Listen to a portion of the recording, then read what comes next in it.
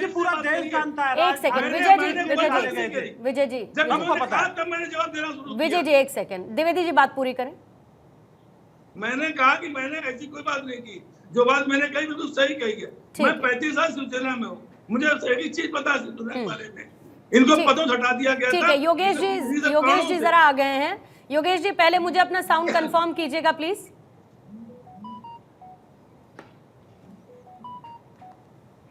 योगेश जी सुन पा रहे हैं आप मुझे? हाँ बोलिए। हाँ परफेक्ट है सर। योगेश जी कुछ कह रहे थे आपकी कोई ऐसी मंशा नहीं थी किसी की आस्था को ठेस पहुंचाने की, फिर कौन सी मंशा थी राज ठाकरे की ये सब कहने की? ये पहली बात तो आप ये ध्यान में लीजिए, उन्होंने कभी भी किसी भी हिंदू के आस्था को धक्का पहुंचे ऐसे बात कभी की नहीं है। जब भी हिंदुओं पे और उनके उत्सव पे कभी भी कोई भी उसके सामने खड़ा हुआ है तो उस हिंदुओं के साथ सिर्फ और सिर्फ राज ठाकरे साहब खड़े हुए, बाकी कोई खड़ा नहीं हुआ था। जब मुंबई में सब हिंदू जो औरतें थी उन पे हाथ डाला गया, तब उसके खिलाफ भी सबसे बड़ा मोर्चा। अरे तो अभी क्या हुआ राज ठाकरे को? अभी क्या हुआ? अभी भी क्या कहा है उन्होंने? क्या कहा है? अभी भी उन्होंने सिर्फ बताइए आप मुझे, आप बताइए मुझे। मुझे हो सकता है मराठी कम समझ में आती हो सर। 20 साल हो गए, 40 साल हो गए, लेकिन क्योंकि मैं तो वहां को बिलोंग करती हूँ जिनको राज ठाकरे पसंद ही नहीं करते। नहीं आए आप सिर्फ, मैं उस जगह से बिलोंग करती हूँ। राज ठाकरे जिस जगह को पसंद नहीं करते, जिन लोगों को पसंद नहीं करते, तो मराठी मुझे तो शायद ना समझ में आती हो। योगेश जी नदियाँ स्वच्छ करनी पड़ेगी। योगेश जी उससे पहले क्या बोला उन्होंने? मानते हैं योगेश जी उससे पहले क्या बोला? हमारा पहला कर्तव्य है। उससे पहले क्या बोला? हमने क्या ये पूरा किया है क्या? अरे योगेश जी क्या बोला उससे पहले राज ठाकरे ने? उससे किसी ने बात की? क्या बोला उससे पहले राज ठाकरे ने? जबकि जब हिंदुओं पे आघात हुए हैं तब यही राज ठाकरे सबके साथ खड़े हुए हैं, कोई दूसरा पॉलिटिशियन खड़ा नहीं हुआ है। मैंने पूछा एग्जैक्टली उससे पहले योगेश जी क्या बोला? क्या बोला? मैं पढ़ के बताऊं आप कहें तो? मैं बताऊं क्या बोला? बताइए ना। मैंने थोड़ी देर पहले क्या कहा? हो सकता है भाई मेरे से मराठी इंटरप्रिटेशन में समस्या हो जाए, मुझे नहीं आती क्योंकि। आप बताइए ना एग्जैक्टली क्या बोला? उन्होंने सिर्फ इतना कहा कि मैं ये पानी नहीं पीऊंगा। मैं कहता हूँ आप भी ये पानी नहीं पिएंगी। ये सिर्फ मैंने चैनल कहा पे आके बात करना, चैनल पे आके। मैं खुद हरिद्वार गया था, मैं हरिद्वार में 3 घाट घूमा, एक ही घाट का पानी मैंने लिया नहीं गंगा का, क्योंकि वहाँ पे मैं आ रही थी। मुझे पानी लेने के लिए हरिद्वार से 30 किलोमीटर दूर ऋषिकेश जाना पड़ा, जहाँ पे स्वच्छ पानी मिल रहा है गंगा का। आपके बात प्लीज कृपया ध्यान लीजिए। उत्तर प्रदेश सरकार ने गंगा नदी को स्वच्छ रखा नहीं है। अच्छा हरिद्वार में जाइए, किसी भी घाट पे जाइए, आपको गंगा। चिले साहब NBRI क्या है? तो मैं आपकी चिले साहब NBRI क्या है? माफी मांग लूंगा। NBRI क्या है? हरिद्वार का पानी और ऋषिकेश का पानी, दोनों पानी एक साथ ले लीजिए, आपको फर्क स्पष्ट हो जाएगा। NBRI हरिद्वार में भी वही गंगा बहती है और ऋषिकेश में भी वही गंगा बहती है। चिले साहब NBRI क्या है? क्या बोल रहे? NBRI क्या है? क्या NBRI क्या? हाँ मेरे को पता था आप यही पूछेंगे। NBRI क्या है सर? नहीं मुझे मालूम नहीं, आप बताइए। आपको नहीं पता है ना? अगर आपको पता होता या राज ठाकरे को पता होता कि NBRI क्या है तो राज ठाकरे ये बोलने से पहले 100 दफा सोचते कि मुझे नहीं बोलना चाहिए। सर NBRI है national botanical research institute. National botanical research institute NBRI है।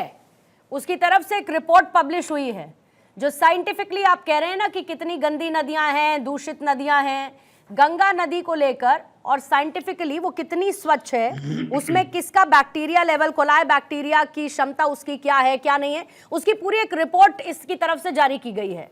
पढ़ी क्या आपने वो रिपोर्ट एक भी बार? नहीं हमने नहीं पढ़ी है मैडम। तो फिर हम बोल देंगे, बस हम पढ़ेंगे नहीं हम बोल देंगे। हमें झूठ बोलने की आदत हम पढ़ेंगे नहीं हम बोल देंगे। नहीं पढ़ी है कहेंगे हम। क्यों? आप साइंटिस्ट हैं, साइंटिस्ट हैं आप। नहीं, मैंने कहा ना नहीं पढ़ी है। सैंपल्स कलेक्ट किए आपने जाके, जो बता दिया कि गंगा नदी कितनी दूषित है? सैंपल कलेक्ट करने की जरूरत क्या है? क्यों नहीं है? घर के बाजू से गटर, मतलब हमारे जो जहन में आएगा हम उसको जुबान से निकाल देंगे।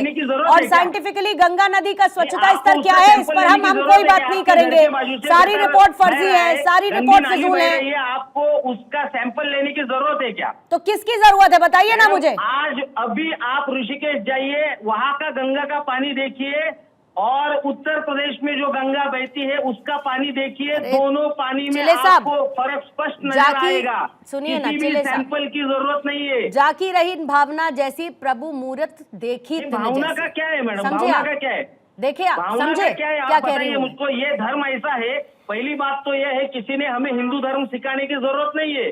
हमारे धर्म में जो कहा गया है, क्योंकि हिंदू धर्म तो जो है हमारी बपौती है ना। सुनिए, हिंदू धर्म हमारी बपौती है, हमारे जो मन में आएगा हम कह देंगे और उसके बाद जितने सनातनी है उसको सुन लेंगे, क्योंकि आपको किसी को सिखाने की जरूरत नहीं है। ये सही बात है। संजय राणा जी, अब इतना बताइए बस मुझे कि अगर जिसने रिपोर्ट जारी की उसके बारे में एमएनएस को नहीं पता, रिपोर्ट में क्या जारी किया उसके बारे में एमएनएस को नहीं पता, एमएनएस सीना चौड़ा करके कह रही है हम क्यों पढ़ेंगे, हमें पढ़ने की जरूरत है क्या?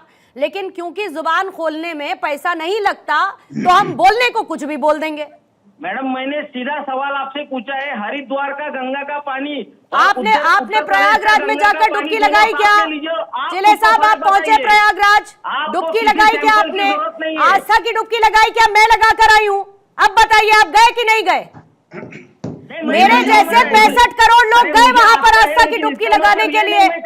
मेरे जैसे 65 करोड़, 140 करोड़ की आबादी में 65 करोड़ लोग वहां पर पहुंचे डुबकी लगाने के लिए। रिपोर्ट सामने आई, आप कहते हैं हमने रिपोर्ट नहीं पढ़ी, आपकी प्रूव होती नहीं है। तो फिर हम आंखें बंद कर ले तो दुनिया खत्म है। फिर तो किसी तर्क का मतलब नहीं है और कुतर्क सर मुझसे होगा नहीं। हम आस्था तय करेंगे, आपको तर्क से मतलब नहीं है, आप तर्क मत करिए और आपके कुतर्क का जवाब मेरे पास है नहीं सर। तो इस देश के राणा जी, जो नागरिक जो लोग राणा जी, 140 करोड़ भारतीयों में से 65 करोड़ चले गए, स्नान कराए वहां पर, लेकिन इनको नहीं समझना कुछ। उनको आस्था नहीं है हिंदू धर्म के बारे में, ऐसे आपको कहना है क्या? कीजिए इनको। सुनिए, देखिए पूर्णिमा जी, आवाज आ रही मेरी? हाँ जी आ रही है संजय जी। पूर्णिमा जी, गुड इवनिंग देखिए, ऐसा है, एक कहावत है, धोबी का कुत्ता ना घर का ना घाट का। कोई कहावत सिद्ध होती है ठाकरे बंधुओं, क्योंकि ठाकरे बंधुओं ने देख लिया हिंदुत्व का विपना अगर उठाने चलते हैं तो कहीं ना कहीं भारतीय जनता पार्टी इनसे आगे निकल जाती है, हिंदुत्व का पा रहे हैं। नंबर 1। नंबर 2, जिस व्यक्ति को, जो प्रवक्ता हमारे बैठे हुए हैं एमएनएस के, इन व्यक्ति को ये नहीं पता है हरिद्वार भी उत्तराखंड में है और ऋषिकेश में भी उत्तराखंड में है, उस व्यक्ति से क्या तर्क आप करेंगे? बिना तर्क की बात कर रहे हैं। तीसरी बात, ये पार्टी चाहे शिवसेना उद्धव ठाकरे हो, शिवसेना हो, चाहे एमएनएस, इनका हमेशा उदय जो हुआ था 1969 से जब उदय हुआ था, ये हमेशा किसको? पहले साउथ इंडियन को भगा रहे थे, उसके बाद ही भगा रहे थे उत्तर भारतीयों को भगा रहे थे। इनकी मजबूरी हुई थी हिंदुत्व का झंडा पकड़ने का। सुनो भाई, थोड़ा बोलने में इधर उधर हुआ, इसका मतलब ये नहीं हमें कुछ मालूम नहीं है। मैंने नदी एक जगह पे वही नदी क्या पानी बह रही है और दूसरी जगह पे उसी नदी का पानी क्या बह रहा है, इसका फर्क मैंने बताया है। समझे क्या? सुनो चिल्ले साहब, चिल्लाओ नहीं, चिल्ले साहब चिल्लाओ नहीं, सुनो शांति। नहीं चिल्ला नहीं, मुझे आपका आवाज नहीं आ रहा है इसलिए जोर से बोलना पड़ रहा है। शांत हो जाइए, टेक्निकल इश्यू है। अरे सर शांत हो जाइए।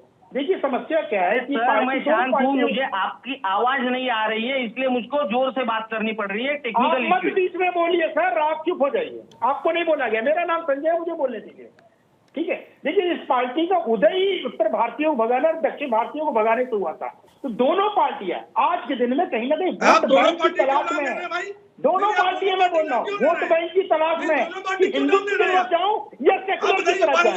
अरे बताइए, जो संजय जी, द्विवेदी जी सुन लीजिए, द्विवेदी जी पहले सुन लीजिए, द्विवेदी जी सुन लीजिए, पहले सुन लीजिए, द्विवेदी जी सुन लीजिए, द्विवेदी जी प्लीज सुन लीजिए सर। इधर प्रेम जी भी स्टूडियो में, उनसे भी मुझे टेक लेना है। द्विवेदी जी सुन लीजिए पहले। ये जो द्विवेदी जी इसके बाद टाइम रहेगा आपका, काउंटर लूंगी सर, काउंटर लूंगी ना द्विवेदी जी आपका। लाउड स्पीकर द्विवेदी जी, योगेश जी अपने अपने टर्म, एक एक करके प्लीज, एक एक करके। विसर्जन पे पाबंदी लगा रहे संजय द्विवेदी जी, संजय द्विवेदी जी, संजय द्विवेदी जी प्लीज। योगेश जी, सब हिंदुओं के लिए योगेश जी, खड़े